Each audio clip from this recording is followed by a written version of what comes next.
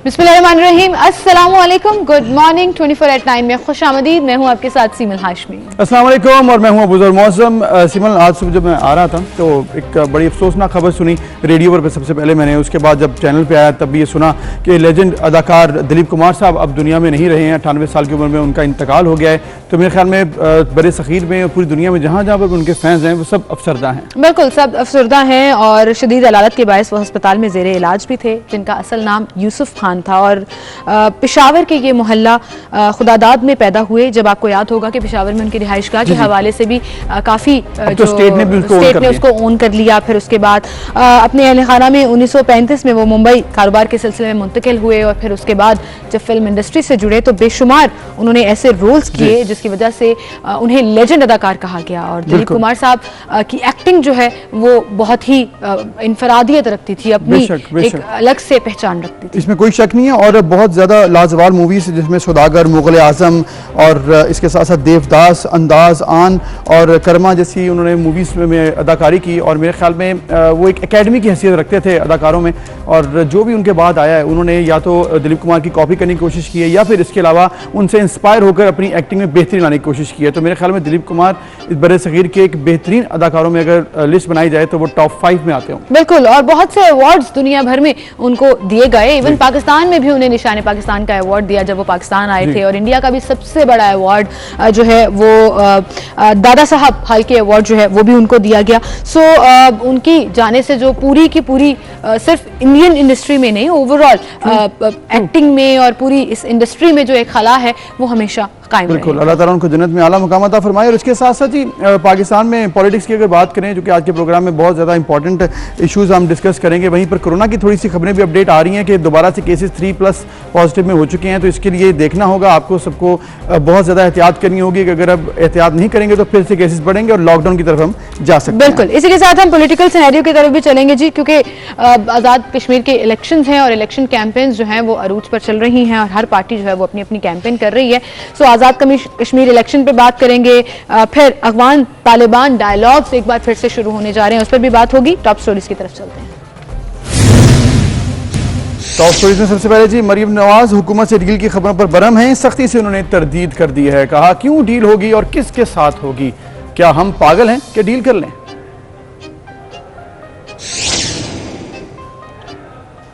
Azad Kashmir election की बात होगी। वज़ीर आज़म PTI उम्मीदवारों की इंतखाबी मुहिम चलाएंगे। उधर मरीम नवाज ने कहा कि कश्मीर में नून लीग की पोजीशन मजबूत है, जीत नून लीग की होगी।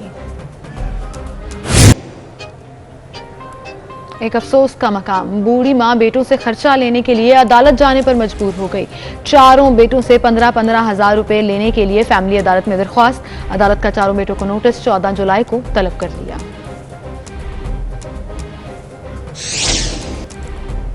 ये थी हमारी टॉप स्टोरीज और बाकायदा आगाज करेंगे हम। तो सबसे पहले मरीम नवाज की स्टेटमेंट से शुरू करेंगे, जो आज़ाद कश्मीर इंतखाबात में उन्होंने कहा कि मुझे जिम्मेदारी सौंपी गई है और जहां शहबाज शरीफ हों वहां मेरी ज़रूरत नहीं रहती। और उन्होंने ये इस सेंस में बोला कि अगर शहबाज शरीफ PDM के जलसों में शिरकत कर रहे हैं तो मुझे आज़ाद कश्मीर की कैंपेन सौंपी गई है कि मैंने यहाँ पर जलसे करने हैं और नून लीग की पोजीशन आज़ाद कश्मीर में ज़्यादा स्ट्रांग है। बिल्कुल, और सिमल मेरे ख्याल में अक्सर ये ऐसी बात इसीलिए उनको करनी भी पड़ती है, शहबाज शरीफ साहब को, चाहे हमजा शहबाज को, मरीम नवाज साहबा को, क्योंकि मीडिया पर और इसके साथ हुकूमत में जो वज़रा हैं वो ऐसी बातें करते हैं कि ये इख्तलाफात हैं और मजीद मामला अभी बिगड़ सकते हैं। तो इन चीज़ों को दूर करने के लिए ऐसी स्टेटमेंट एक बार फिर मरीम नवाज साहबा ने दी है। उन्होंने कहा है कि हमारे दरमियान कोई इख्तलाफात नहीं, और वहीं पर शहबाज शरीफ साहब जो हैं वो अगर आ रहे हैं आगे तो फिर मेरी वहां पर जरूरत नहीं है। लेकिन उन्होंने ये भी कहा है कि मेरी ड्यूटी लगाई गई है आज़ाद कश्मीर इलेक्शन में। लेकिन वहीं पर हमजा शहबाज साहब आज इजलास भी बुला रहे हैं 2 बजे तमाम आज़ाद कश्मीर के जो कैंडिडेट्स का, तो वो भी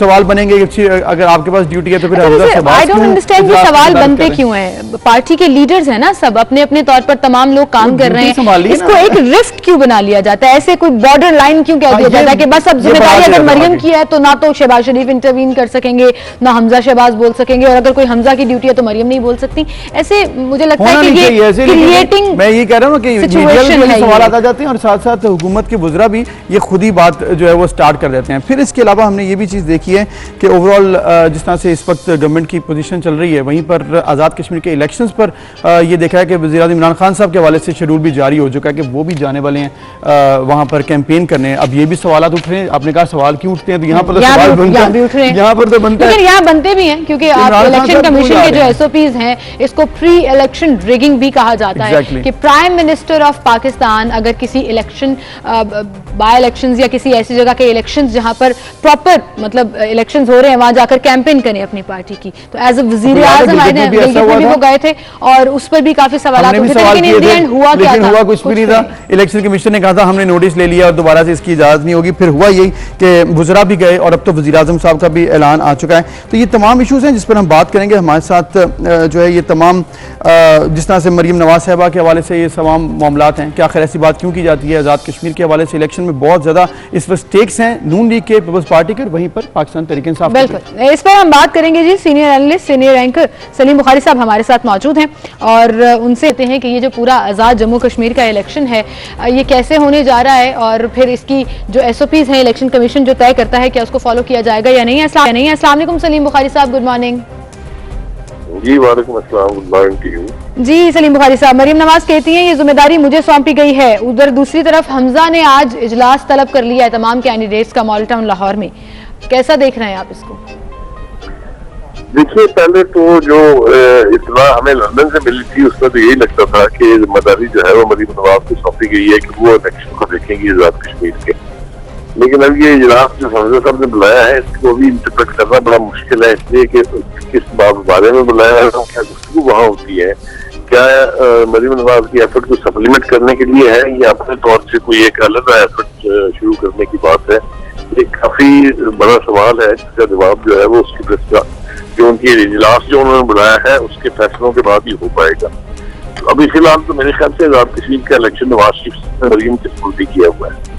सही, अभी तो ड्यूटी मरीम नवाज साहबा की आपको लग रहा है, लेकिन अब हमजा शहबाज साहब के बाद मालूम होगा आज इजलास के। लेकिन एक चीज़ मालूम नहीं हो पा रही है इस वक्त, डील की बातें क्यों शुरू हो जाती हैं? कल मरीम नवाज साहबा से दोबारा पूछा गया कि डील क्या हो गई है, वो खफा भी हो गई। उन्होंने कहा कि जी डील जो है क्यों हम करेंगे, हम के पागल हैं जिनके खिलाफ हमने मुहिम चलाई है उनके साथ डील क्यों करेंगे? आपको क्या लग रहा है कि एकदम से दोबारा से जो सख्त स्टांस नहीं ले लिया मरीम नवाज साहबा ने?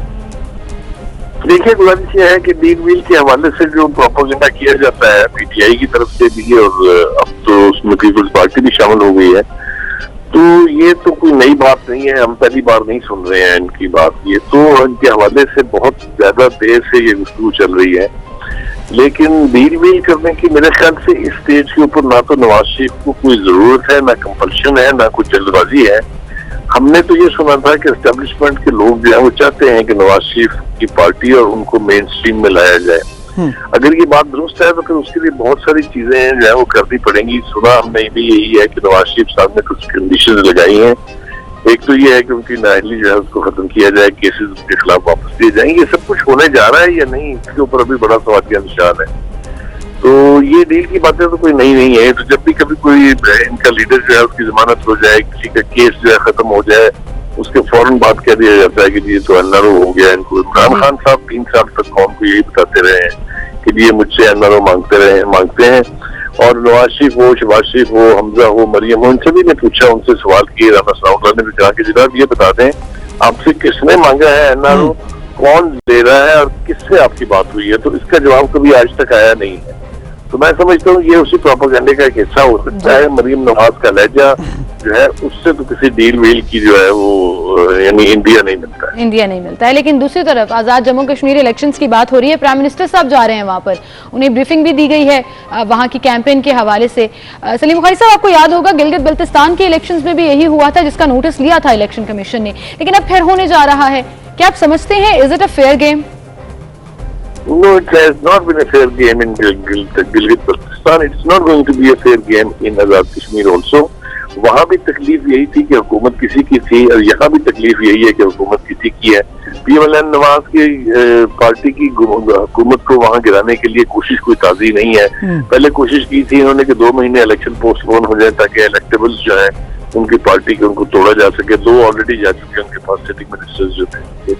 तो ये सारा कुछ जो है आप फेयर प्ले की बात करते हैं, फिर आप कहते हैं जी इंसाफ है अपनी मुआशरा है जी, तो सारा कुछ वही है जो पहले होता था वही अब कुछ, बल्कि बाज शोबों में तो उससे भी बदतर हो रहा है। तो मेरे ख्याल से आजाद कश्मीर के इलेक्शन के बारे में थोड़ा सा सीरियस होना पड़ेगा इन लोगों को, इसलिए कि वहाँ के इलेक्शन पर भारत जो है वो सर पे बैठा हुआ प्रोपेगेंडा करने के लिए दुनिया की भी नजरें उसके ऊपर है। तो वहाँ अगर फेयर प्ले नहीं होगा तो उसके बड़े नुकसानात होंगे। बिल्कुल सही आपने कहा। सलीम बुखारी साहब, आप जिस तरह जिक्र कर रहे हैं कि इस वक्त इंतखाबात आज़ाद कश्मीर के फेयर प्ले तो नहीं होगा, लेकिन आज़ाद कश्मीर के जब इलेक्शन होंगे, जब कैंपेन्स होंगी और जब जलसे होंगे तो फिर उसमें इंतखाबी मुहिम तो होगी, लेकिन साथ साथ ऐसे लगता है कि वो जनरल इलेक्शन की बातें भी साथ साथ होती हैं, क्योंकि एक फेडरल लेवल पर भी तनकीद हो रही होती है, नेशनल लेवल पर भी। तो आपको लग रहा है जिस तरह से मरीम नवाज साहब ने कहा कि ये तो नहीं मैं कह सकती पाकिस्तान तहरीक इंसाफ की हुकूमत कब जाएगी, लेकिन मैं ये कह सकती हूँ वो दोबारा नहीं आएगी, यानी कि अब वो जो हुकूमत गिराने का मुहिम थी वो खत्म होगी, आज़ाद कश्मीर इलेक्शन, फिर जनरल इलेक्शन की तैयारी है? देखिए, गुजारिश ये है कि ये तो मरीम नवाज पहले कह चुकी हैं कि हम चाहते हैं कि अपने इमरान खान की हुकूमत जो है वो अपने 5 साल पूरे करे। तो वो गिराने बनाने वाली बातें तो पीडीएम के टूटने के बाद से खत्म हो गई थी। बिल्कुल पीपल्स पार्टी ने जिस तरीके से उस पूरी मूवमेंट को डिच किया है और अब खुद उसकी सजा भुगत रही है, उसके बाद मेरे ख्याल से हुकूमत में गिराने की बजाय बदले इलेक्शन की बात हो रही है। आप देख ले, हुकूमत के लोग भी कहते हैं कि ये तो हमारा इलेक्शन बजट था। पहले तो अपोजिशन इल्जाम लगाया करती थी, अब तो वो कह रहे हैं, इमरान खान साहब ने भी कल कहा कि जी आखिरी 2 साल के इलेक्शन जो है वो तो इलेक्शन बजट होते हैं। तो कहने का मतलब ये है कि ये भी हम सुन रहे हैं बहुत यानी रिसोर्सफुल लोगों से कि जो 2022 है उसमें वो इलेक्शन का साल है। अगर ऐसा होने जा रहा है तो फिर ये सारी बातें समझ में आ जाती हैं आपको जो कुछ की जा रही है, चाहे वो अपोजिशन है चाहे वो हुकूमत है, कि ये टेन्योर अगर पूरा नहीं होगा, बीच में इलेक्शन होंगे तो फिर 2022 ही का साल है, फिर 23 में तो वैसे ही ड्यू है इलेक्शन। बिल्कुल सही, वो ताने जुड़ना शुरू हो जाते हैं ना, सारे लिंक अप होना शुरू हो जाते हैं, वो चाहे ऑपोजिशन के हों या गवर्नमेंट के हों। आज़ाद जम्मू कश्मीर इलेक्शंस को आप कैसा देख रहे हैं बुखारी साहब? नून लीग की पोजीशन कहा जाता है कि काफी स्ट्रांग है, मरीम नवाज ने कल खुद भी कहा पाकिस्तान तहरीक इंसाफ बड़ी पुरजोश है कि जी इस दफा हम आपको जीत कर दिखाएंगे। आपको क्या लग रहा है? देखिए, वहाँ के जो प्राइम मिनिस्टर है उनकी जो हुकूमत है और जिस तरीके से उन्होंने अपना टेन्योर पूरा किया है, मेरे ख्याल से आजाद कश्मीर से कोई नेगेटिव आवाज आपको नहीं मिली है सबसे में, बल्कि 2-4 इश्यूज के ऊपर तो जो उनके प्राइम मिनिस्टर है उनके बहुत स्ट्रॉन्ग स्टेटमेंट थे। ये 5 अगस्त के इक़दाम से पहले उसने वार्न किया था हुकूमत को, अगर आपको भी याद हो, कि ये बहुत कुछ होने वाला है आजाद कश्मीर में, खुदा के लिए आंखें खोले। एक खत लिखा था उन्होंने प्राइम मिनिस्टर को, बड़ा जोरदार किस्म का, वेरी स्ट्रॉन्गली वर्डेड, वो भी हमें याद है। तो परफॉर्मेंस वाइज तो वहाँ की हुकूमत जो है वो बुरी नहीं रही है, लेकिन अगर तय कर लिया है द पावर दैट बी ने कि जनाब ये इनको वहां से हटाना है, नून लीग का आखिरी किला जो है वो भी फतेह करना है, तो फिर और बहुत फिर तो कोई तो रोक ही नहीं सकता इसको। लेकिन बुखारी साहब, ये भी तो कहा जाता है ना कि जो मरकज में हुकूमत हो वही आजाद जम्मू कश्मीर या गिलगित बल्तिस्तान में बनती है, और गिलगित बल्तिस्तान में हमने देखा, तो क्या यहाँ भी ऐसा ही होगा? जिस तरह हमने गिलगित बल्तिस्तान में देखा है, अगर वही कुछ यहाँ दोहराया जाने लगा है तो फिर इसको इलेक्शन तो आप ना कहें। ठीक है बुखारी साहब, आपका शुक्रिया जिस तरह से आपने डिस्कस किया है और ओवरऑल आपने रिव्यू किया इस वक्त सिचुएशन को, और लग तो यही रहा है, उन्होंने भी कहा कि जो गवर्नमेंट फेडरल हो वही बनती है। लेकिन आपने ये भी देखा सिमल कि गिलगित में उस तरह से पाकिस्तान तहरीक इंसाफ नहीं जीत पाई थी जैसे कि माजी में एलायंस को लाना पड़ा। एक होता है ना कि आपने स्वीप कर लिया कि आप गवर्नमेंट में है तो आपने बना ली स्टेट। तो मुझे ऐसे लग रहा है कि इस दफा भी टफ टाइम होगा, क्योंकि नून लीग ने जिस तरह से इस दफा तैयारी की है, 45 में से 44 हल्कों में उम्मीदवार उतारे हुए हैं और वो कॉन्फिडेंट भी हैं। तो I hope and I will see कि ये किस तरह से मैनेज हैव बीन लकी। आप पंजाब में देख लीजिए कितनी मुश्किल से बनी, लेकिन गवर्नमेंट बन गई, वो इत्तेहादियों के बेस पर बनी या नहीं बनी। गिलगित बल्तिस्तान की मिसाल है, तो मुझे लगता है they been lucky and they gonna be lucky कि उनकी गवर्नमेंट बनती है। बहरहाल जी, इसी के साथ आगे बढ़ेंगे और अगली खबर की तरफ चलते हैं। कोरोना वायरस के दौरान बेहतरीन इकदाम के बाद नॉर्मल जिंदगी की तरफ वापस लौटने वाले ममालिक की आलमी फहरिस्त जो जारी की गई है, उसमें दुनिया भर से पाकिस्तान का 3रा नंबर है। जी, तो ये बड़ी अच्छी खबर है जी। पाकिस्तान में बड़े बेहतरीन अंदाज से पाकिस्तान ने इसको मैनेज किया। द इकोनॉमिस्ट की इस रिपोर्ट में चीन को 19वें, अमेरिका को 20वें, बरतानिया को 36वें, जबकि भारत को 48वें नंबर पर रखा गया। के लिए तालियां माशाल्लाह पाकिस्तान ने बड़ा जबरदस्त परफॉर्म किया जी। और इस फहरिस्त में मलेशिया को कोरोना वायरस की खराब सूरत हाल पर आखिरी नंबर पर रखा गया है। अच्छा, कोरोना वायरस की चूंकि हम बात करें तो इंग्लैंड ने पाकिस्तान के खिलाफ जो वनडे सीरीज के लिए नए स्क्वाड का ऐलान किया है, जिसमें इंग्लिश टीम की क़यादत बेन स्टोक कर रहे हैं, क्योंकि उनके 3 खिलाड़ियों का कोरोना टेस्ट पॉजिटिव आया और पूरी की पूरी टीम को क्वारंटीन कर दिया।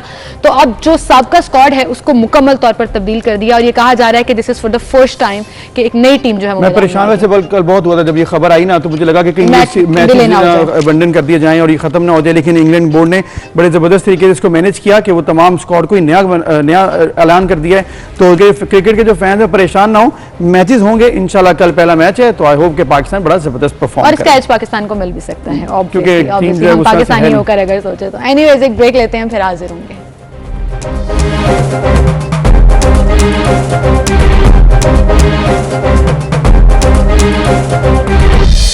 Welcome back. एक बार फिर से आपको खुशामदीद कहेंगे। नाज़िम, तालिबान ने आधे अफगानिस्तान पर कब्जे का दावा कर दिया है और कल एक निजी इंटरनेशनल चैनल को इंटरव्यू देते हुए तर्जुमान ज़बीहुल्लाह मुजाहिद ने यह भी कहा कि अफगानिस्तान में मज़ीद हमारी पोजीशन मजबूत हो रही है, लेकिन हम मुज़ाकरात के लिए संजीदा हैं। वहीं पर दूसरी तरफ अमेरिका ने बगराम हवाई अड्डा रात की तारीकी में बगैर बताए खाली जी। तो ये अब बगैर बताए खाली करने का मकसद क्या था, ऐसा क्यों किया गया, और रवानगी से पहले किसी को बताया भी नहीं, बल्कि ये मालूम सुबह हुआ, जबकि सिक्योरिटी एडवाइजर्स भी कहते रहे कि हमें मालूम नहीं था, जो कि अफगानिस्तान में अफगान हुकूमत ने तैनात किए थे। ये तमाम मामला और इसके बाद सूरत हाल क्या हो रही है, मुज़ाकरात होंगे, उससे कामयाब होंगे या नहीं, रीजनल पॉलिटिक्स में क्या होगा, बात करेंगे। ब्रिगेडियर मोहम्मद अमीन साहब हमारे साथ मौजूद हैं, ब्रिगेडियर रिटायर्ड मोहम्मद अमीन, डिफेंस एनालिस्ट। ब्रिगेडियर साहब, बहुत शुक्रिया, आपने वक्त दिया।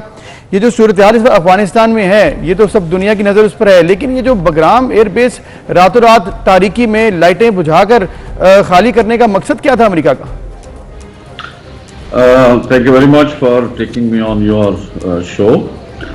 ऐसे है कि मिलिट्री जो ऑफिसर्स हैं और जो all those people who are familiar with the terminologies, withdrawal में एक टर्म इस्तेमाल होती है to maintain secretly till the last moment. ये विड्रॉल का एक फंडामेंटल होता है, मिलिट्री यूज होता है।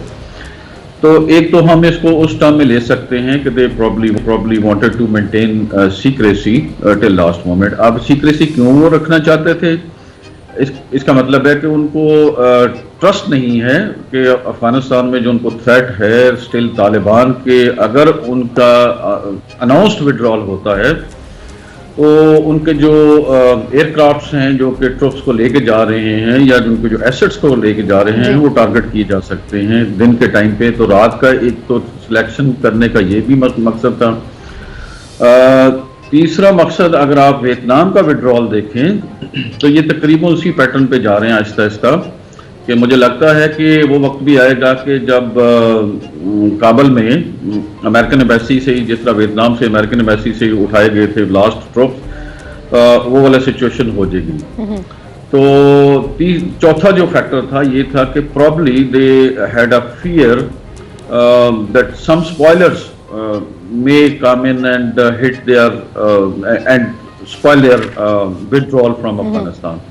तो ये चंद एक चीजें हैं जिनकी वजह से उन्होंने सिलेक्शन का टाइम जो रात का रखा और अनअनाउंस्ड किया। That's a fundamental principle of withdrawal in military terminology. बिल्कुल सही। लेकिन ब्रिगेडियर साहब, जहां डायलॉग्स हो रहे हो और पीसफुली आप विड्रॉल कर रहे हो, ऐसा तो नहीं है कि आप बगैर बताए ही विड्रॉल कर रहे हैं, क्योंकि ये तो अनाउंस्ड है ऑलरेडी, इन खला का सिलसिला तो चल रहा है और 4 जुलाई को जाना ही था। बट ऐसे विदाउट इन्फॉर्मिंग देम, और उसके बाद क्या हुआ, वहां लूटमार शुरू हो गई, एक कंफ्यूजन सी पैदा हो गई। ऐसा नहीं लगा कि सुपर पावर ने सुपर दौड़ लगा दी, चाहे जितने मर्जी शिकें उसमें शामिल हो? आप बिल्कुल ठीक कह रही हैं। अच्छा, देयर आर टू पर्सपेक्टिव, इसके 2 पहलू हो सकते। एक पहलू वो है जो कि स्कॉलरली पहलू होता है, और एक पहलू वो है जो आप फरमा रही हैं ये पब्लिक का पहलू किया जाता है। स्कॉलरली पहलू तो मैंने आपको बता दिया कि विड्रॉल जब भी किया जाता है तो ये नॉर्मली टिल लास्ट मोमेंट भी आना, मोस्टली अपने ट्रुप्स को भी नहीं पता होता विड्रॉल करते हुए। सीक्रेसी रखना उसका फंडामेंटल प्रिंसिपल होता है।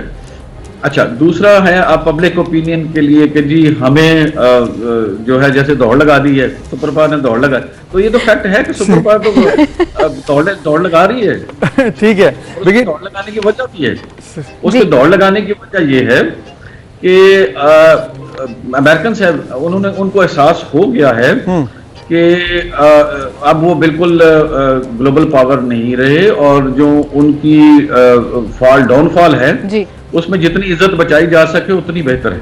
ठीक, सही। इडिया साहब, अब जिस तरह से आपने कहा कि जितनी इज्जत बचाई जाए बेहतर है, इसी से जुड़ी बात मुज़ाकरात में। अब मुज़ाकरात में आपको लगता है बार्गेनिंग पोजीशन में अब नहीं रहा अमेरिका, ना ही हुकूमत, क्योंकि तालिबान अब आ चुके हैं उस पोजीशन में। तालिबान अब कह रहे हैं कि हम तैयार हैं इस पोजीशन में होने के बावजूद कि हमने बहुत तेज़ी से इस वक्त कब्जा किया अफगानिस्तान के बहुत से इलाकों में, फिर भी हम मुज़ाकरात के लिए तैयार हैं। तो ये सिचुएशन आपको क्या लग रही है, कौन इस वक्त मजबूत है मुज़ाकरात के टेबल पर? मैं समझूंगा, अगर मुझसे ऑनेस्टली अगर पूछे ना, विदाउट मतलब है मेरा कोई तालिबान से ना कोई लव लाइकिंग है और ना ही कोई अमेरिका के लिए, एज अ स्कॉलर मैंने न्यूट्रल रहना है जी। मुझे आप पूछे तो इस वक्त तालिबान जो हैं वो बहुत अच्छी बार्गेनिंग पोजीशन में, बिकॉज एक तो वो उनका अपना मुल्क है, वो कंट्रोल में है और अमेरिका डिफीट खा चुका है और उसके पास अब उस डिफीट को रिवर्सल करने के लिए, आप देखें 2015 में जब मरी से ही शुरू हुआ था ये प्रोसेस जी जी। क्योंकि इस वक्त आपके प्रोग्राम का टाइम कम है, वरना मैं पूरी तारीख आपको बताता कि पहला राउंड कहाँ हुआ था, कैसे हुआ था, फिर मॉस्को में राउंड हुए, फिर दोहा में तो अल्टीमेटली जो हुआ था अमेरिका तो वो वहीं से लूज कर गया हुआ है। ये तो जो है ना moral authority, higher moral authority जो है वो तालिबान के पास है बिल्कुल। और वो एक तालिबान ने वो बहुत अच्छी मैच्योरिटी वो डिस्प्ले ये कर रहे हैं कि वो अब फेनेटिकल तालिबान नहीं है 90s वाले या 2001-2 वाले, ये बड़े मैच्योर तालिबान है और बहुत अच्छी डिप्लोमेसी कर रहे हैं। बिल्कुल सही, ना सिर्फ अच्छी डिप्लोमेसी कर रहे हैं बल्कि कल तो ये एतराफ भी कर लिया उन्होंने, जदीद दौर का वो इंटरव्यूज भी दे रहे हैं इंटरनेशनल चैनल्स को, उसके साथ साथ अपना ट्विटर अकाउंट हैंडल कर रहे हैं, बाकायदा मीडिया सेल बना दिया उन्होंने। सो दैट मीन्स कि एक ऑर्गेनाइज्ड तरीके से वो इसको आगे लेकर चलना चाह रहे हैं और चाह रहे हैं कि तहरीरी अमन मुआहिदा हो।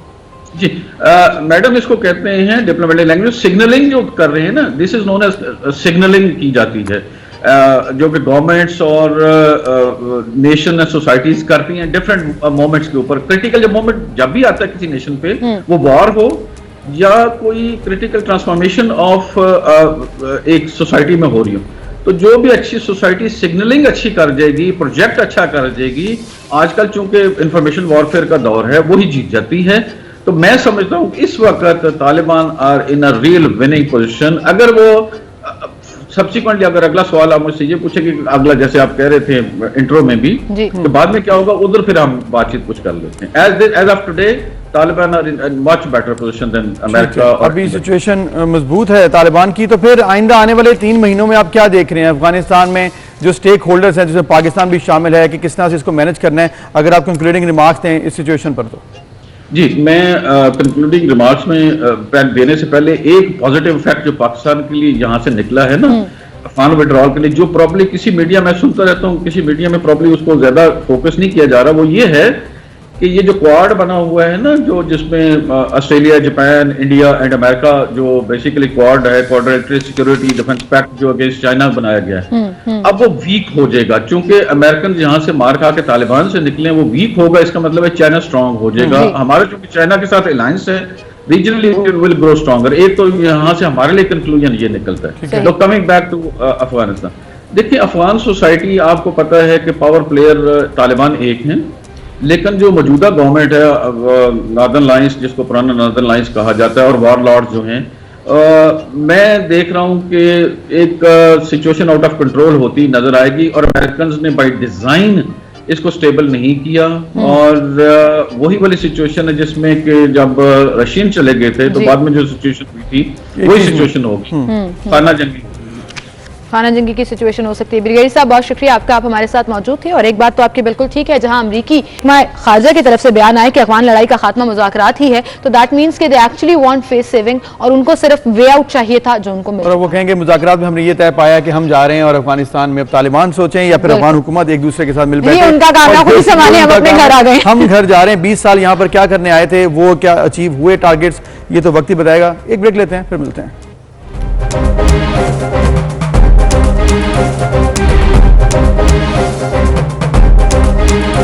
वेलकम अनुराग, एक बार फिर से आपको खुशामदीद कहेंगे। कुछ वीडियोस आपके दिल को छू लेती हैं और फिर आप तारीफ करने पर मजबूर हो जाते हो। ऐसी ही एक वीडियो है जिसमें पंजाब पुलिस के एहलकार ने खिदमत की एक आला मिसाल कायम कर दी है। बिल्कुल, और ये आप देख भी सकते हैं कि मुल्तान में ये वाक़या पेश आया जब हेड कांस्टेबल मोहम्मद अकरम ने एक माजूर खातून को अपनी पीठ पर उठाकर मंजिल तक पहुंचाकर खिदमत की आला मिसाल कायम की, और ये वायरल वीडियो हुई जिसके बाद सभी ने उसकी बहुत ज़्यादा तारीफ की और ये कहा कि पंजाब पुलिस के हवाले से बहुत सी खबरें आती हैं नेगेटिव भी, लेकिन पॉजिटिव खबर आए तो उसको भी बताना चाहिए कि इस तरह के एहलकार भी हमारी पुलिस में ही मौजूद बिल्कुल। ये खातून एहसास प्रोग्राम की रकम लेने आई थी और बुजुर्ग खातून थी, फिर उन्हें अपनी पीठ पर बिठाकर काउंटर पर लेकर गया और उसके बाद उसकी पूरी हेल्प की उस पूरे प्रोसीजर में। और फिर मीडिया पर जब ये खबर सामने आई और जब ये वीडियो वायरल हुई तो सब लोग उसकी तारीफ कर रहे थे। फिर वहीं पर कांस्टेबल मोहम्मद अकरम को तारीफी सर्टिफिकेट और नकद इनाम भी अनाउंस किया गया। तो मेरे ख्याल से एक अच्छा जेस्चर अगर आपका हो तो आपको उसको अप्रिशिएट जरूर करना चाहिए, इसमें कोई शक नहीं, और इस तरह से सबको फॉलो भी करना चाहिए। इंस्पिरेशनल वीडियो और ये एक अच्छी मिसाल है। आगे बढ़ते हैं जी, एक वहीं पर जहां पर सरकारी अफसरों की हम बात कर रहे हैं, एक मामला पेश आया जी सिंध में, जहां पर फूड अथॉरिटी के अफसरान के खिलाफ करप्शन की शिकायत आई और बहुत ज़्यादा जब शिकायत आई तो फिर ये मालूम हुआ कि रूल्स नहीं बने हुए थे और रूल्स के बगैर ही छापे भी मारे जा रहे थे। वहाँ पर सिंध फूड अथॉरिटी रेस्टोरेंट्स को सील भी कर रही थी, भारी जुर्माने भी कर रही थी, लेकिन अभी वहाँ पर कोई रूल मौजूद नहीं। जुर्माने करने से ज्यादा अपनी जेबें गर्म ज्यादा कर रही है। यहाँ पर ये शिकायत बहुत ज्यादा थी। फूड अथॉरिटी के बाद सिंध फूड अथॉरिटी बनाई गई उसी तर्ज पर, लेकिन क्यों नहीं फंक्शनल हो सकी और इतनी जल्दी भांडा कैसे फूट गया, इस पर हम बात करेंगे। ब्यूरो चीफ कराची आसिफ जाफरी हमारे साथ मौजूद हैं। अस्सलाम वालेकुम आसिफ, बहुत शुक्रिया वक्त देने के लिए। ये क्या मामला है? पंजाब फूड अथॉरिटी की अपनी एक मिसाल आपको याद होगा, शुरू के सालों में तो उसकी बहुत तारीफ हुई और बहुत ज्यादा उसने बड़ा जबरदस्त काम भी किया, सिस्टम बना दिया, डेवलप कर दिया।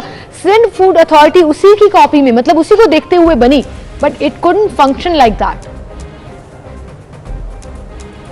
जी वालेकुम सलाम, बहुत शुक्रिया आपका। बिल्कुल ऐसा ही है। पंजाब फूड अथॉरिटी का जो मॉडल कामयाब मॉडल बनाया गया, उसके बाद सिंध फूड अथॉरिटी जो है वो मार्ज़े वजूद में आई, लेकिन अफसोस की बात कि रूल्स की बात अभी मैं इसको आगे आके डिस्कस करूंगा। मसला ये हुआ कि रूल्स तो पंजाब फूड अथॉरिटी के भी नहीं बने थे 2012 में। 2012 में पंजाब फूड अथॉरिटी मार्ज़े वजूद में आई थी, रूल्स उसके 2017 में बने थे, लेकिन एक प्रोविजन मौजूद है कानून में कि आप साइंटिफिक पैनल की तरफ से एसओपीज और कुछ डायरेक्शंस बन जाती हैं जिसके तहत जो है वो कार्रवाई की जाती है। उसकी प्रोविजन पंजाब फूड अथॉरिटी में भी थी और लॉ आपको इसकी इजाजत भी देता है, और तकरीबन 5 साल जो है वो पंजाब फूड अथॉरिटी इस पे काम करती रही। लेकिन असल बात जो ये वाकया पेश आया है, पंजाब सिंध फूड अथॉरिटी को काम से रोका गया, इसके पीछे एक पूरी कहानी है और ये करप्शन का बाजार गर्म हुआ था और चीफ सेक्रेटरी को मुतअद्दिद बार इसकी शिकायत मौसूल होती रही और वो इस बात का यादा भी करते रहे कि इसे ठीक करना चाहिए। लेकिन एक वाकया ऐसा पेश आया पिछले दिनों कि सिंध फूड अथॉरिटी के कुछ फील्ड ऑफिसर्स जो हैं वो एक मल्टीनेशनल फूड चेन पे गए और खिलाफ ज़ाब्ता उन्होंने वहाँ पे रेड की और कार्रवाई की और वहाँ पे जाके उनके साथ काफ़ी उन्होंने बदतमीजी की, जिस पर इन्होंने बाकायदा तौर पर चीफ सेक्रेटरी को दरख्वास्त दी और उसके बाद चीफ सेक्रेटरी ने एक लेटर जारी किया जिसमें उन्हें तंबीह की गई कि आप कर क्या रहे हैं। इसके अलावा चीफ सेक्रेटरी को मुतअद्दिद और शिकायत भी मौसूल हुई है। मसला ये हुआ है कि सिंध फूड अथॉरिटी के साथ अलमिया ये है कि पिछले 4, 5, 6 महीनों में इनके कई डीजीज तब्दील हो गए हैं और पिछले अगर डीजीज देखें तो सिवाय एक डीजी के जो अबड़ो साहब यहाँ पे आए थे, किसी डीजी ने भी खातिर खा काम नहीं किया, वो दूसरे ही डगर पे चल पड़े हैं। इस वक्त तो हालत ये है सिंध फूड अथॉरिटी की कि अफसरान ने करप्शन का बाजार गर्म किया हुआ है, फ्रंटमैन रखे हुए हैं और वो इस तरह, ठीक है आपने कहा करप्शन का बाजार गर्म कर रहे हैं, लेकिन जो है वो काम कर रहे हैं। रूल्स नहीं बने हुए आपने बताया है, लेकिन आपने कहा कि प्रोविजन मौजूद है। अब जो प्रोविजन मौजूद है उसके तहत कैसे काम किया जा सकता है? फिर चीफ सेक्रेटरी साहब ने कह दिया ना जुर्माने करने हैं ना सील करना है, तो फिर करना क्या है फूड अथॉरिटी ने? मैं अब आपको यही आगे चीज बता रहा हूं। असल कहा जो मसला हुआ है ये इन लोगों के करप्शन का और जो इन्होंने लाकानूनियत का बाजार गर्म किया हुआ था सिंध फूड अथॉरिटी के अफसरान ने। अगर आप इनके दफ्तर में जाएं तो वहां पे तो अब लाइसेंस जो है बाकायदा बिकते हैं। पहले आज तक मुझे अच्छी तरह याद है लगारी साहब के दौर में, जब लगारी साहब डीजी थे यहाँ पे, तो इतना स्मूथ सिस्टम चल रहा था कि आप जाएं जाके लाइसेंस लें। अब तो लाइसेंस देने के लिए भी ये डील करते हैं और इसके अलावा अगर एक्सटेंशन आ जाए लाइसेंस की, उसके लिए भी अफसरान जो है वो उसको तंग करते हैं। इन्होंने इतना कॉम्प्लेक्स निज़ाम बना दिया और यहाँ पर बाकायदा तौर पर अब तो निर्ख तय होते हैं। पहले है। ऐसा सिस्टम मौजूद नहीं था सीन फूड अथॉरिटी में। और इसके ज्यादा नुकसान क्या हुआ, इसका ज्यादा नुकसान ये हुआ कि चीफ सेक्रेटरी को जब मुतअद्दिद बार इसकी शिकायत मौसूल हुई तो उन्होंने उनको रोक दिया काम से कि आप कर क्या रहे हैं, ला कानूनियत आपने इंतहा को पहुंचा दी है, कोई कानून का आप वो नहीं करे। अच्छा, एसओपी जो बनाई है इन्होंने, जो जी। ये साइंटिफिक पैनल ने बनाई है, उसकी भी वायलेशन कर रहे हैं, बिल्कुल सही। सिर्फ तंग करने के लिए। और उसका अंजाम ये हुआ कि उनके इख्तियारात ही महदूद कर दिए, खत्म ही कर दिया सही। कि आप ना सील कर सकते हैं ना आप कोई जुर्माना फिर कर एक सकते बराए हैं। नाम इदारा बनकर रह गया। जाफरी, आपकी बात बिल्कुल ठीक है, बजाय इसके कि सिस्टम को बेहतर किया जाता, खराब कर दिया गया। बिल्कुल, और हम उम्मीद करते हैं कि सिस्टम को मजीद बेहतर किया जाए। एक ब्रेक, फिर मिलते हैं।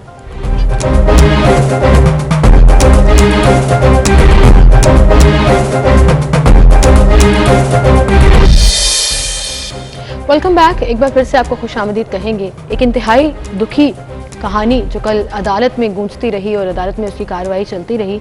एक माँ की दुहाई कि जिन बच्चों को पढ़ा लिखा कर अफसर बनाया, वही 4 बेटे बुढ़ापे में माँ की देखभाल नहीं कर सके हैं। बिल्कुल, बहुत ही अफसोस हुआ ये वाक़या पढ़कर और ये खबर पढ़कर, और जब हमने देखा कि माँ को ये बताना पड़ा जाके कोर्ट में कि मेरे बच्चे मुझे बोझ समझते हैं, मुझे सपोर्ट नहीं करते हैं, और खर्चा लेने के लिए भी अदालत जाना पड़ा। मतलब सोचिए आप सिमल के एक माँ को जिसने कितनी मुश्किलों से बच्चों को पाला होता है, बेटों की खुशी पैदा होने पर कितनी खुशियाँ बांटी जाती हैं, और वहाँ पर जब 4 बच्चे हों, 4 जवान बेटे हों, और वो माँ को सपोर्ट ना कर सके, माँ को बुढ़ापे में सपोर्ट ना कर सके, तो इसके बाद अल्फाज तो मेरे ख्याल है हमारे पास ख़त्म हो और जाते हैं। 70 साला खातून जो अपना इलाज भी करा रही है, जिसे मेडिसिन भी चाहिए, और 4 बेटे उसको सपोर्ट ना कर रहे हों, तो इंतहाई अफसोस की बात है। ख़ास तौर पर एक ऐसी सोसाइटी में जहाँ हम मुसलमान रहते हैं, जहाँ इस्लामिक कल्चर है, जहाँ हम इस्लाम को फॉलो करते हैं। और इस्लाम में तो माँ का मकाम इतना बड़ा है कि आप उस बारे में बात करना शुरू हों तो कई दिन, कई घंटे, कई अरसा गुजर जाए और उसकी शान जो है वो कम ना हो। इस पर हम बात करेंगे कि एज ए सोसाइटी हम कहाँ लैग कर रहे हैं। और ये कोई एक वाकया नहीं है, आए रोज हम देखते हैं जायदाद के तनाजे पर घर से निकाल दिया जाता है, धक्के मारे जाते हैं, माँ के तकद्दुस को पामाल किया जाता है। हमारे साथ इस वक्त स्टूडियो में इस्लामिक स्कॉलर जस्टिस राइड नज़ीर गाजी साहब मौजूद हैं, उन्हें हम खुशामदीद कहेंगे और उनसे इस पर बात करेंगे। अस्सलाम वालेकुम जस्टिस साहब। वालेकुम सलाम। बहुत शुक्रिया आपकी तशरीफ आवरी के लिए। ये एक दुख भरी कहानी, एक 70 साला माँ की, बेटा पैदा हो तो आप खुशी से पागल हो जाते हैं। ये तो एक वो माँ है ना जो अदालत में पहुंच गई। कितनी माएँ और कितने बाप होंगे बुजुर्ग जो अभी तक अदालत में नहीं पहुंच सके। उनको ख्याल होता है कि ख़ानदान की जो है वो रुसवाई होगी, बदनामी होगी।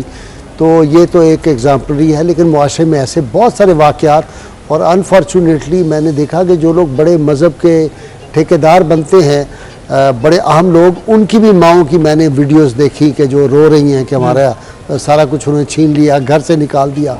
तो पहली बात तो ये है कि अगर बहसीयत एक मुसलमान हमें पता होना चाहिए कि रसूलुल्लाह सल्लल्लाहु अलैहि वसल्लम का ये इरशाद गिरामी कि तुम्हारे वालिदैन तुम्हारे लिए तुम्हारी जन्नत भी है, तुम्हारी जहन्नुम भी है। जो अपने माँ बाप की खिदमत करेगा अल्लाह ताला उसको जन्नत अता करेगा। जो माँ बाप की इज़्ज़त नहीं करेगा, तो हुक्म कुरान हकीम में ये है कि तुम जो है अपने वालिदैन के साथ हुस्न सलूक करो, और हुस्न सलूक के साथ साथ हुक्म यह है कि उफ नहीं तुमने कहना अपने वालिदैन के सामने। इसी तरह जहाँ तक मेंटेनेंस का ताल्लुक है, ये भी देखें बदनसीबी अभी हमारे यहाँ तो इतना कानून इस पर नहीं बना, लेकिन इंडिया ने 2007 में जो था वो एक उन्होंने maintenance and welfare of parents and senior citizen act 2007 में बना दिया। हमारे सेनेट ने 2019 में एक बिल पेश किया था। मैंने आज ही उसको देखा कि राना मकबूल साहब जो फॉर्मर आईजी और आजकल सेनेटर हैं, वो उन्होंने अच्छा लिखा कि भाई इस्लाम में तो कहा है उफ भी नहीं कहना वालिदैन के सामने, तो इनकी वेलफेयर के लिए जो है ये हमें कानून बनाना चाहिए। वह कानून अभी तक मेरे इल्म के मुताबिक तो शायद नहीं वजूद में आया और बनाया, लेकिन ये कानून तो जो दुनियावी कानून है ये तो एक तरफ रहे। सबसे अहम कानून ये है कि माँ बाप के बारे में जब कुरान ने कह दिया कि उनके साथ तुम हुस्न सलूक करो, तुम्हें हुक्म दिया जाता है उनके साथ उफ नहीं कहना। एक आदमी रसूल सल्लल्लाहु अलैहि वसल्लम की बारगाह में आए, उन्हें शिकायत की कि मेरे वालिदैन जो है वो मुझसे बगैर पूछे हुए मेरे पैसों में से खर्च कर देते हैं। तो आपने क्या इरशाद फरमाया, तुम भी अपने वालिदैन के हो, तुम भी अपने बाप के, तुम्हारी दौलत भी तुम्हारे बाप की है, वो तुम्हारी इजाज़त के बगैर जहाँ चाहें जिस तरह चाहें खर्च करें। फिर एक बात और जो रसूलुल्लाह सल्लल्लाहु अलैहि वसल्लम फरमाई, वो कभी काश उसकी तरफ हमारे नौजवानों की तवज्जो हो, या इन बदनसीब मैं कहूँगा औलाद कि आपने फरमाया अगर कोई शख्स चाहता है कि मेरे रिस्क में बरकत हो, मेरी उम्र में बरकत हो, तो वो अपने माँ बाप को खुश रखे, उनकी खिदमत करे। माँ बाप की खिदमत से आपको दौलत भी मिलेगी, दुनिया की भी और आखिरत की तो मिलेगी। और रोज एक फरिश्ता जो है सुबह को वो दुआ करता है उन लोगों के लिए जो अपने वालिदैन की खिदमत और अदब करते हैं, और एक फरिश्ता जो है वो बद्दुआ करता है उनके लिए जो अपने वालिदैन की खिदमत नहीं करते। वालिदैन की खिदमत तो ये एक इन्वेस्टमेंट है, और ऐसी इन्वेस्टमेंट है जिसमें नुकसान का कोई खदशा ही नहीं है, अंदेशा ही नहीं है, और आपकी उम्र भी बढ़ेगी, आपके घर में भी। और बात बिल्कुल ठीक है कि आपकी उम्र बढ़ेगी, आपकी जिंदगी और दीन और आखिरत जो है ना, मैं ख्याल आपका दुनिया और आखिरत सब भी समझ जाते हैं अगर आप अपने माँ बाप की खिदमत करें, जो कि आपको फर्ज भी है। जैसे साहब रिफत और निसा साहिबा हमारे साथ मौजूद हैं, जो कि इसमें जो वो वालिदा जिन्होंने पिटीशन दायर की अपने बच्चों के हवाले से कि वो उनका बोझ नहीं उठा पा रहे, यानी कि बोझ समझ रहे हैं, हालांकि उनको खिदमत करनी चाहिए। रिफत और निसा साहिबा, आपका शुक्रिया कि आपने वक्त दिया। हमारे पास अल्फाज नहीं है कि हम कैसे आपसे इजहार कर सकें कि बड़ा दुख हुआ कि एक वालिदा को कोर्ट जाना पड़ा और अपने हक के लिए बात करनी पड़ी कि मेरे बेटे मेरा बोझ नहीं उठा पा रहे हैं या वो बोझ समझते हैं। क्या कहेंगी, हुआ क्या है, आपके बच्चे आखिर ऐसा क्यों कर रहे हैं?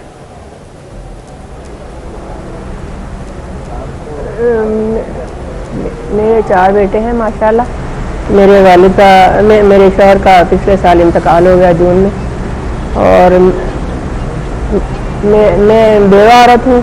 मेरे बच्चे मुझे फाइनेंशियली सपोर्ट नहीं करते, तो मैं चाहती हूँ कि मुझे फाइनेंशियली सपोर्ट करें।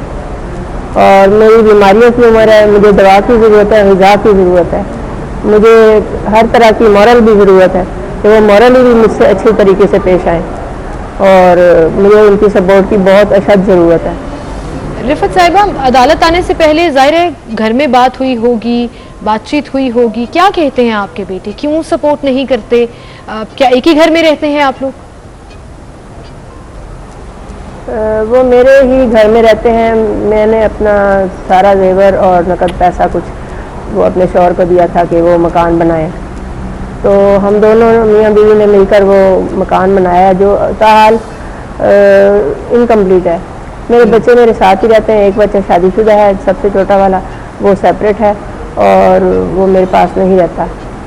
तो ये 3 बच्चे मेरे साथ हैं, और ये एक्सपेंसेस मेरे बर्दाश्त करता है। सबसे दूसरे नंबर का बेटा है, तीसरे नंबर का जो बच्चा है अहमद उसका नाम है, और वो मुझे सपोर्ट करता है और फाइनेंशियली भी मॉरली भी हर तरह से मेरी वो केयर करता है। और मैं नहीं चाहती कि मेरा बोझ सिर्फ एक उसके ऊपर हो, बाकी तीनों का भी फर्ज बनता है कि वो मुझे संभाले। बिल्कुल, एक इंसान कब तक मुझे अपने कंधे पर उठाए रखेगा? रिफत साहब, आपकी बात बिल्कुल ठीक है कि एक माँ, वो माँ जिसने अपने बच्चों को कितनी मुश्किल से पाला होता है, 4 बेटे हों, जवान बेटे हों जो कि काम भी करते हैं, वो अपनी माँ को शेयर नहीं कर पा रहे हैं, यानी कि एक दूसरे पर डाला हुआ है कि जी मैं नहीं उठा पा रहा मतलब आपका खर्चा, तो कितने अफसोस की बात है। बहुत ही वाकई इसमें बहुत दुख हुआ है सुन के। जैसे साहब, मतलब आपने इतनी ज़बरदस्त मिसालें भी दी हैं, कुरान में भी जिक्र है, हदीस में भी है कि इसको बाकायदा तौर पर फ़र्ज़ है हमें अपने माँ बाप की खिदमत करना, तो फिर कहाँ पे कमी रह जाती है? माँ बाप तो अपनी कोई कमी छोड़ते नहीं है प्यार करने में, कुर्बानियाँ देने में। देखिए, माशरे में ओवरऑल जिन अदारों को चाहिए था, मसलन हमारी कितनी मस्जिदें हैं जहाँ पे ये खुतबा दिया जाता है कि माँ बाप का क्या मकाम है। मैंने तो अल्लाह के फल से यहाँ भी चैनल 24 पे भी जो है वो अपना नूरे सार प्रोग्राम में अब तक मेरे ख्याल 4-5 मैं प्रोग्राम कर चुका हूँ। ये हमारे मीडिया पे प्रोग्राम होने चाहिए। लोगों को ये जब पता चलेगा कि इसकी कितनी बरकत होती है उस घर में, और जब माँ बाप की आदमी खिदमत करता है तो उसको अल्लाह ताला के यहाँ से कैसा रिवार्ड मिलता है, फिर वो लोग लाने चाहिए जिनको माँ बाप की दुआओं से कामयाबी मिली है। मैं हमेशा कहता हूँ कि दुनिया में कोई नबी, कोई वली, कोई कुतुब, कोई अब्दाल ऐसा नहीं हुआ जो माँ बाप की खिदमत के बगैर बन गया हो।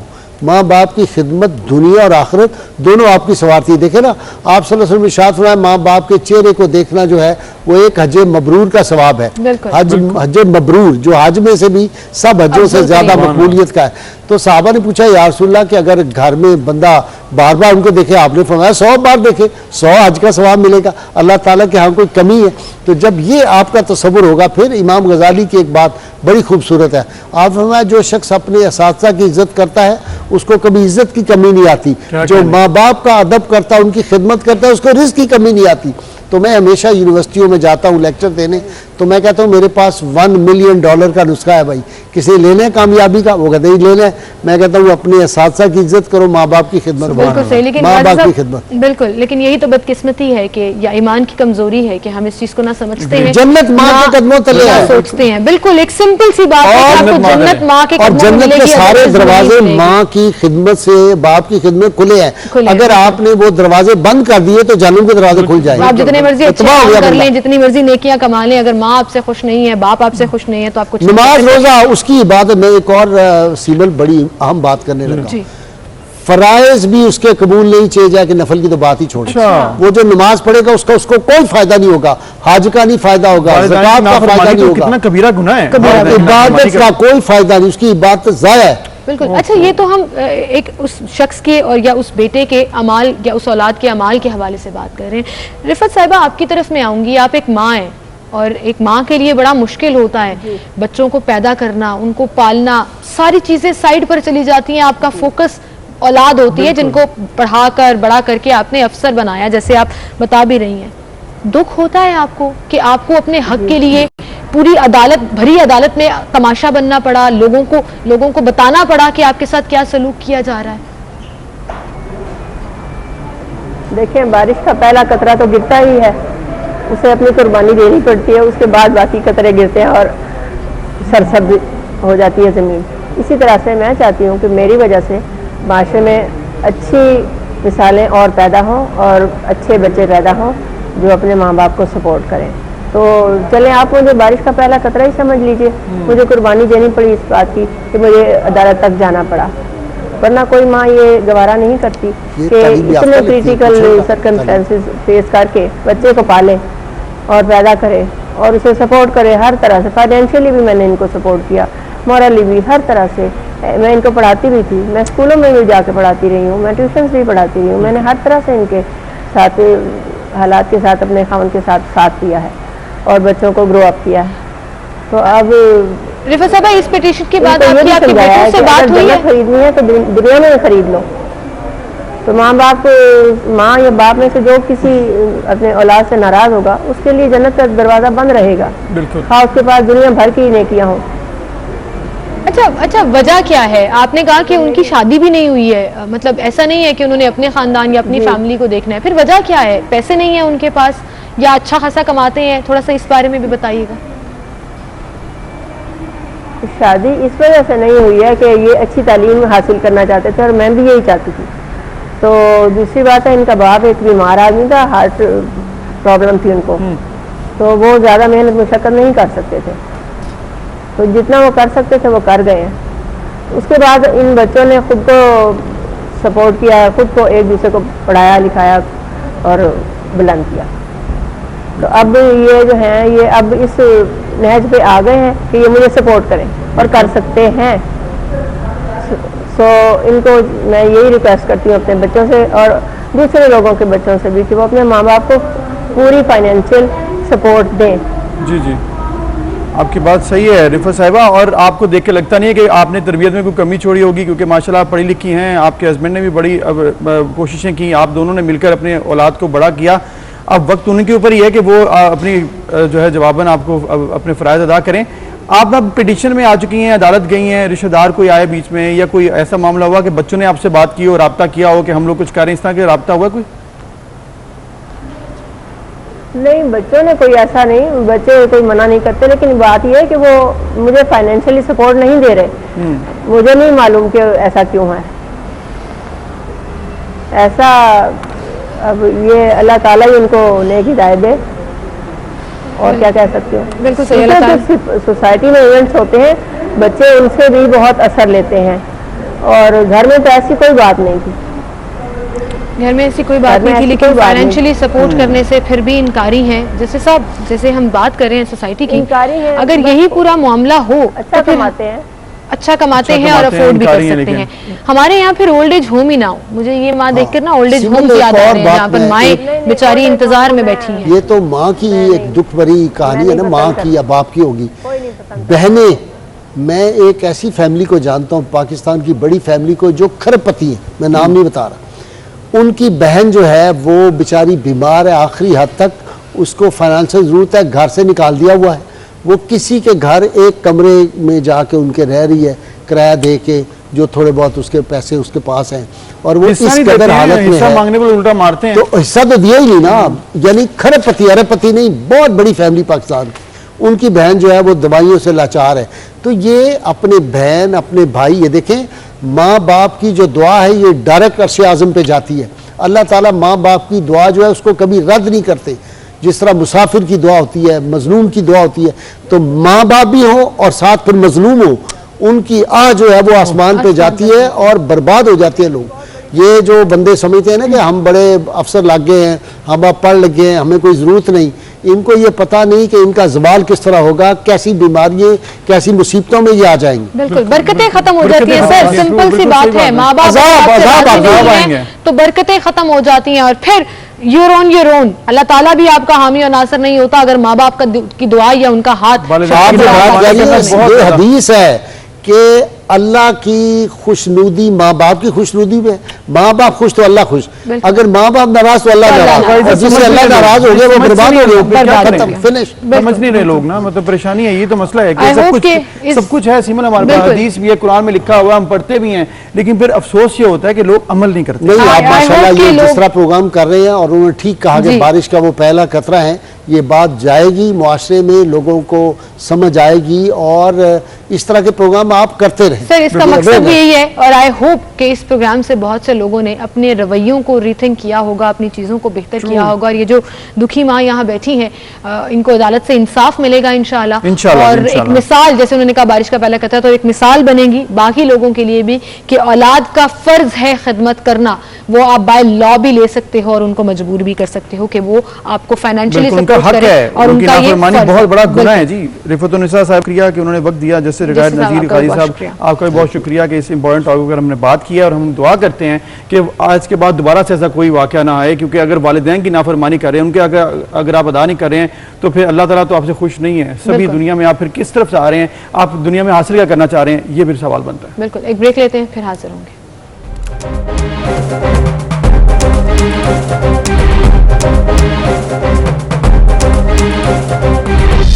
वेलकम बैक नाज़रीन। सिंध में और खुसूसन कराची में आज तीसरे रोज भी बोर्ड के एग्जाम्स हो रहे हैं, मैट्रिक के, लेकिन हो रहे हैं, एक्चुअली हो रहे हैं। अफसोसनाक बात यही कि जो आपने पूछा है कि वाकई हो रहे हैं, एग्जाम्स नहीं हो रहे जी, सिर्फ नकल हो रही है, माफिया सरगर्म है, और ये हुआ है कि जी पेपर टाइम से पहले लीक हो जाता है, या फिर होता क्या है कि वहाँ पर लोग सोशल मीडिया के थ्रू मैसेजेस भेजकर आंसर्स बता रहे हैं। माफिया के बारे में कहा जाता है कमेटी बना दी है, इसकी इंक्वायरी होगी, लेकिन अफसोस की बात फिर से हम यही कहेंगे, तीसरा दिन है, कुछ भी नहीं होगा। अच्छा, ये तो आप नकल और ये तमाम सिचुएशन की बात कर रहे हैं ना, मैं तो अभी तक वहीं फंसी हुई हूँ कि बच्चे एग्जाम्स दे कैसे रहे हैं। इस कदर मिसमैनेजमेंट है, कुछ सेंटर्स में पेपर्स पहुंच ही नहीं रहे। आज सुबह भी एक पेपर लीक आउट हो गया, लीक हुआ, और वो पता लग गया कि वो पहले से ही आउट था। सोशल मीडिया पर वायरल हो जाता है। लोड शेडिंग हुई, कल 3 बच्चे बेहोश हो गए, कोई हवा का इंतजाम नहीं, पानी का इंतजाम नहीं, कुछ सेंटर्स पे ये बदनज़मी क्या भूल गई है, मतलब सिंध बोर्ड या खासतौर पर कराची बोर्ड भूल गया है कि एग्जाम्स कैसे लेते हैं, और जो स्टूडेंट्स का मुतालिबा था क्या वो सही था, ये बड़े सवालात खड़े करते हैं। अगर आपकी तैयारी नहीं थी फिर आप एग्जाम ना लेते, अभी रुक जाते, 1 महीना वेट कर लेते। मेरा ख्याल है लेकिन तैयारी के बाद भी इन्होंने आना था,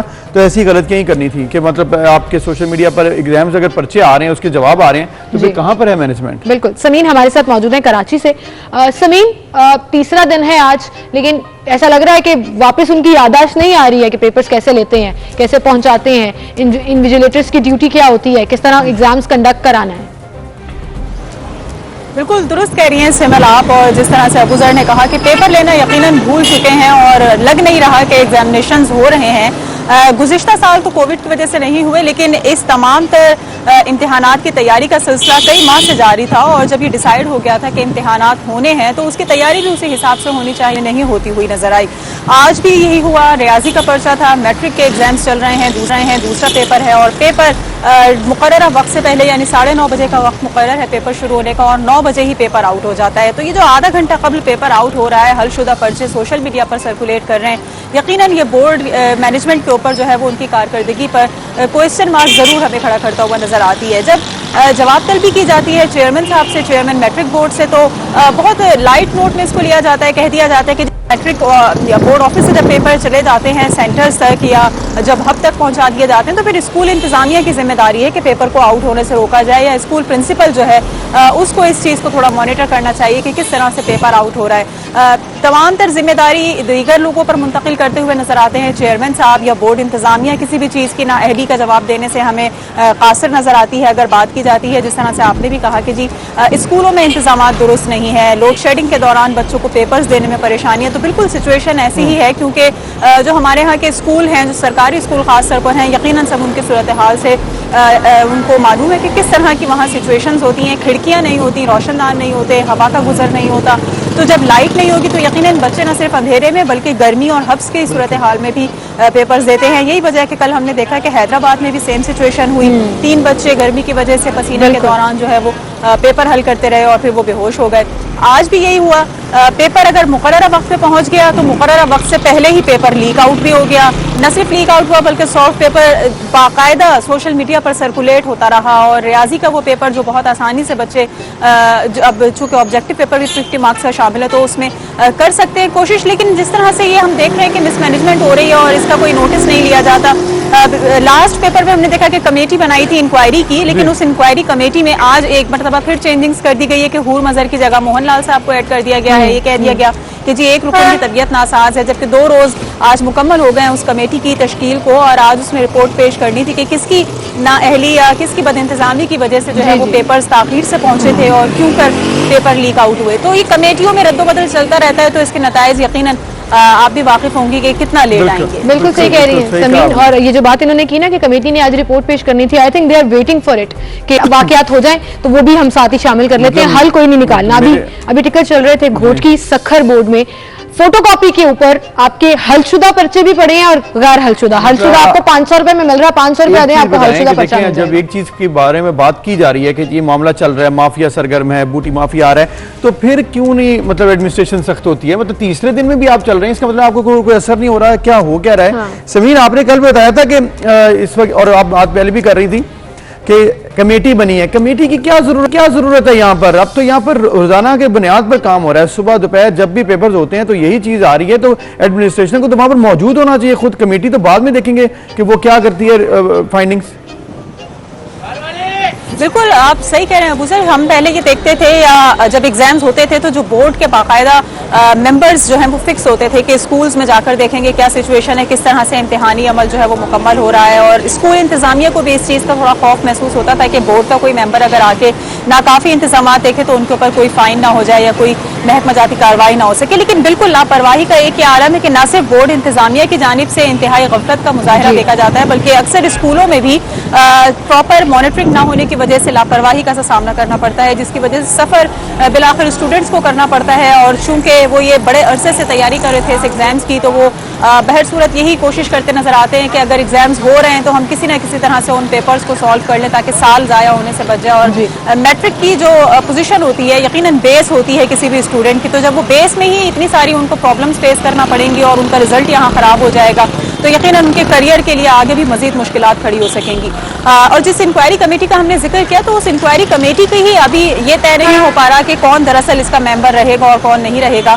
एक और तब्दीली कर दी गई है, हूर मजहर साहिबा को हटा दिया गया है उनकी तबीयत की नासाजी की वजह से, और एक और मोहन लाल साहब को जिम्मेदारी दी गई है। तब्दीलियां करते रहे, जिम्मेदारियां देते रहे समीन, लेकिन हाल तो वही है कि 500 रुपए में हलशुदा पर्चा मिल रहा है, फोटोकॉपी मुझ पर्चे पहले से मिल रहे हैं, तो बच्चे तो या फिर अनबाइज हो जाएंगे ना, इट्स नॉट फेयर। मेरी समझ में तो ये कमेटी नहीं आ रही है। समीन, आपका शुक्रिया कि आपने सारी डिटेल्स दी हैं, लेकिन मेरी समझ में कमेटी इस वक्त बिल्कुल नहीं आ रही है। मुझे ये लग रहा है कि इस वक्त छापे मारने चाहिए वहां पर, अपनी बेहतर करनी चाहिए, मैनेजमेंट बेहतर करनी चाहिए। सामने निकल मैं फुटेज जो हो चुका वो तो देख ही लेंगे, जो हो रहा है। एग्जामिनेशन हॉल के अंदर मोबाइल रखे बच्चे वहां से जवाब दे रहे हैं और ये लोग फुटेज बना रहे हैं, तो आपको नजर नहीं आ रहा क्या हो रहा है? ये मतलब क्या हो रहा है ये मुझे नहीं समझ आ रहा। बच्चे पेपर दे रहे हैं और बस जिसका दाव लग रहा है वो अपना दाव लगा के अच्छे पेपर दे रहा है। मुझे लग रहा है इस दफा सबने टॉप कर जाना। इस बार ब्रेक ले लें। जितनी चीटिंग हो रही है ना, मुझे लग रहा है सबने टॉप कर जाना। बस कुछ समझ में नहीं आ रही है। ब्रेक बनती है, इधर ब्रेक लेते हैं।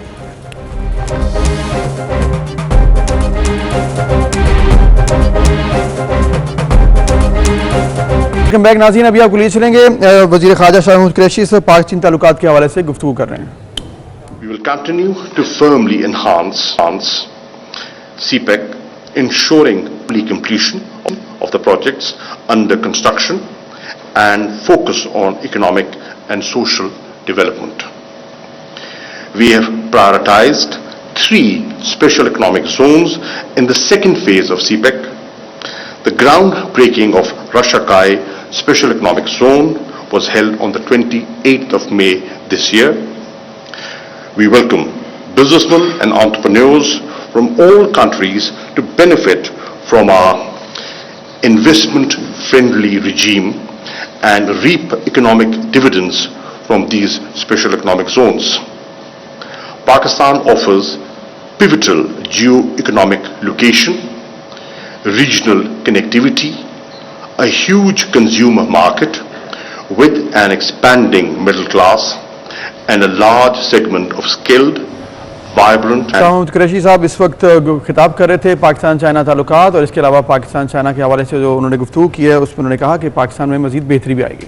बिल्कुल, और इसी के साथ हम थोड़ा सा आगे बढ़ेंगे और चूंकि ईद करीब आ रही है और ईद पे एक बड़ा कंसर्न होता है कि आप जाकर फटाफट से शॉपिंग करें। तो अबूजर, मैंने जो आज वार्डरोब पहनी है ये मौलाना तारिक जमील साहब का जो ब्रांड है MTJ उसका है, और आप यकीन जानिए कि गर्मियों में सबसे बड़ा कंसर्न फीमेल्स के लिए खासतौर पर, और ईद पर चूंकि किचन में काम शाम करना होता है तो फैब्रिक और मटीरियल का होता है, तो इट फील सो गुड, बहुत लाइट वेट कपड़ा है और जबरदस्त से डिजाइन जो है वो उनके शॉप्स पर अवेलेबल है, और उसके साथ साथ 30% अप टू 30% तक ऑफ जो है वो दिया जा रहा है। और मतलब टाइम कम ही रह गया ईद में भी और इस डिस्काउंट में भी, तो मेरे ख्याल में मुझे भी अवेल कर लेना चाहिए। ब्रांचेस की अगर बात करें तो फैसलाबाद, लाहौर, कराची और बावलपुर में ब्रांचेस हैं, बड़ा जबरदस्त स्टोर्स बनाए हैं। फैसलाबाद में तो भी रिसेंटली खुली है, फैसलाबाद में रिसेंटली खुली है, तो मेरे ख्याल में जैसे आपने कहा है कि बड़ा जबरदस्त ब्रांड है और न्यूली लॉन्च्ड है तो इसकी तारीफें भी बहुत हो रही हैं, तो मुझे भी ट्राई करना चाहिए। जरूर ट्राई करना चाहिए जी, और आप ऑनलाइन शॉपिंग भी कर सकते हैं। इसी के साथ जी हम आगे बढ़ेंगे और आपको बताएंगे, ये अक्सर सुना है हमने कि हरकत में बरकत है, और कराची के नौजवान फुरकान जो हैं वो इसी की एक मिसाल बन गए हैं। बिल्कुल, उनको ऐसे एक जब वो पैदाइशी बीमारी थी जिसमें होता क्या है कि जब इंसान बढ़ता है, आगे ग्रोथ होती है तो हड्डियां जो हैं वो ख़तरनाक बीमारी हड्डियों की ये है कि वो खुद ही टूटती हैं और उसमें भुर जाती हैं। तो ये बड़ा एक मुश्किल सा फेज़ था, लेकिन फिर फुरकान ने क्या किया कि सबको हैरान किया, और डॉक्टर्स तो कहते थे इसका इलाज कोई नहीं है और आपको सिर्फ बेड पर लेटे रहना और एहतियात करनी, लेकिन उन्होंने एहतियात कैसे की कि उन्होंने अपने आप को इतना मजबूत किया कि आप वो वेट लिफ्टिंग करते हैं, बल्कि अब ट्रेनर भी बन चुके हैं। बिल्कुल, ट्रेनर बन चुके हैं और अपनी बीमारी को उन्होंने अपनी कमजोरी नहीं बनने दिया। हमारे साथ इस वक्त फुरकान मौजूद हैं कराची से। फुरकान बिन इमरान, अस्सलाम वालेकुम। वालेकुम अस्सलाम। फुरकान, अमूमन कभी कोई बीमारी आती है या कोई ऐसा डिसऑर्डर आता है जिसका इलाज दुनिया में मुमकिन नहीं होता और आपको जिंदगी वैसे ही गुजारनी होती है, तो लोग अपना हौसला छोड़ देते हैं, लेकिन आपने हौसला छोड़ा नहीं बल्कि उसी के अगेंस्ट चलना शुरू हो गया। आपने फिटनेस के ऊपर फोकस किया, जिम किया, फिर बॉडी बिल्डिंग के ऊपर फोकस किया।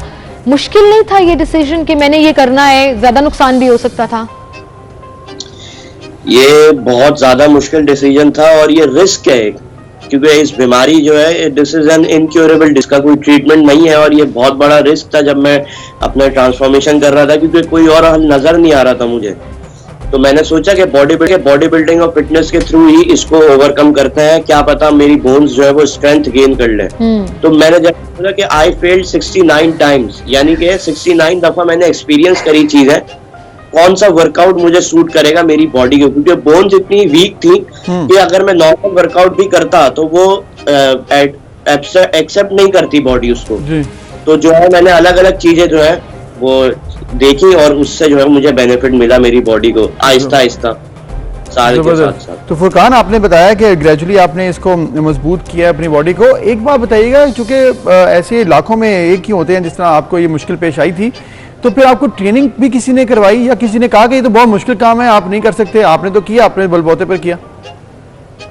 जी देखिए, ट्रेनिंग तो मैं जैसे पर्सनल ट्रेनिंग वगैरह मुझे किसी ने नहीं करवाई, लेकिन जो एक मैं यहाँ पे बताना चाहूंगा कि मैं आर्नोल्ड श्वार्ज़नेगर की वीडियो देख रहा था एक दफा, तो मैं उससे बहुत ज्यादा इंस्पायर हुआ, तो मैंने उसकी ट्रेनिंग मेथड्स वगैरह कुछ देखे और मैंने कहा कि इसको मैं अप्लाई करता हूँ। ट्रेनिंग जो है बहुत से लोगों ने मदद करी, लेकिन पर्सनल ट्रेनिंग नहीं ली, मैंने खुद अपने बलबूते पे करा, अल्लाह का शुक्र। बिल्कुल, खुद अपने बलबूते पे किया और अल्लाह ताला ने आपको कामयाबी भी दी। फुरकान, घर वालों ने मना नहीं किया कि हड्डी टूट सकती है, इंजरी बहुत ज्यादा चांसेस हैं कि हो सकती है?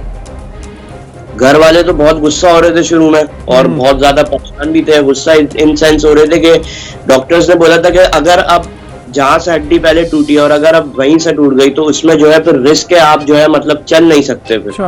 तो घर वाले इसलिए परेशान थे कि अगर मुझे कुछ हो गया, क्योंकि घर का पहला बच्चा हूँ, सब बहुत ज्यादा प्यार करते हैं, तो घर वाले बहुत परेशान थे, लेकिन उन्होंने सपोर्ट भी करा एक तरीके से कुछ लोगों ने। अब कुछ लोग अभी भी जो है वो डिग्रेड करते हैं, लेकिन उसको मैं बुरा नहीं मानता, इट्स माय स्ट्रेंथ। वो चीजें जो है, आपकी बात बिल्कुल सही है, आपको बुरा नहीं मानना चाहिए और आपने जिस तरह हिम्मत दिखाई है वाकई एक मिसाल है बहुत से लोगों के लिए, मौजे से कम भी नहीं है जिस तरह से आप परफॉर्म कर रहे हैं। बताइएगा कि अब आखिरी टाइम कब हड्डियों को इस तरह से फ्रैक्चर हुआ था और इस दौरान जब ट्रेनिंग करते हैं तो कोई मुश्किल किस तरह से पेश आती है, फिर उसको कैसे मैनेज करते हैं? देखिए आखिरी टाइम जो है वो 2016 में मेरी लास्ट इंजरी हुई थी और 11 टाइम्स फ्रैक्चर हुए मेरे, अच्छा, with 2 times thigh bone cracked with every inch. तो जब मैं वर्कआउट कर रहा था 2016 में, तो मुझे बहुत ज्यादा डिफिकल्टीज जो है वो नजर आई अपनी बॉडी में, जैसे इलेक्ट्रिक शॉक्स जो है मुझे लगना शुरू हुआ जहां जहां से मेरी बोन्स क्रैक हुई हुई थी, तो वो हील हो चुकी थी जब, तो मुझे बहुत डर लग रहा था एक्सरसाइज करते हुए। लेकिन एक्सरसाइज के दौरान बहुत नेगेटिविटी आई, लेकिन उसको मैंने अपनी स्ट्रेंथ बना लिया, उसको मैंने हार नहीं मानी मैंने। अगर मैं उस वक्त रुक जाता तो मैं अभी इस मुकाम पे नहीं होता, अल्लाह का शुक्र है। बिल्कुल, तो आपने हार नहीं मानी और आप कंसिस्टेंट रहे और फिर अल्लाह ताला ने आपको हिम्मत भी दी, हौसला भी दिया कि आप ये करते रहें कि आप ना सिर्फ ट्रेनर से बल्कि अब फिटनेस ट्रेनर बन गए हैं और आप लोगों को बाकायदा सिखाते भी हैं ऑनलाइन। ये ख्याल कब से आया फुरकान पे?